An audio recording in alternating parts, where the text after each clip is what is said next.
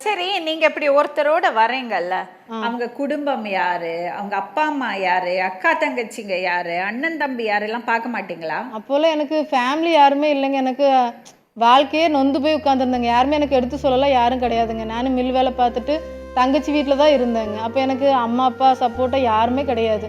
Mill வேலை பார்த்தேன். சரி ஒரு நல்ல வாழ்க்கை கிடைக்குதே, இப்படியெல்லாம் பேசுகிறாங்களே அப்படின்னு நினச்சி ஃபோனில் பேசும்போது நல்ல ஒரு இதில் நினச்சிட்டு சரி நம்ம வாழ்க்கை நல்லா கிடைச்சா போதுன்ட்டு வாழ்ந்தோங்க.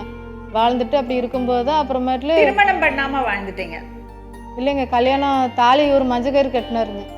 ஏம்மா, அதுக்கு தானம்மா நம்ம சமுதாயத்துல அப்படி வச்சிருக்காங்க. ஏன்னா நாளைக்கு ஒரு பிரச்சனை வந்தா, உறவினர்கள் இல்லைன்னா நண்பர்கள் எல்லாம் அவங்க எல்லாருக்கும் முன்னாடி தாலி கட்டினா அட்லீஸ்ட் ஒரு 4 வார்த்தை கேட்க முடியும்.